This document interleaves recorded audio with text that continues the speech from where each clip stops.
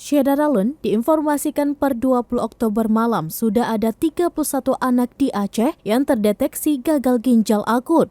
Syafruddin Hari selaku penanggung jawab pasien gagal ginjal anak di Rumah Sakit Umum Daerah Zainal Abidin atau RSUD ZA Banda Aceh mengatakan kasus itu sudah ditemukan sejak Juni 2022.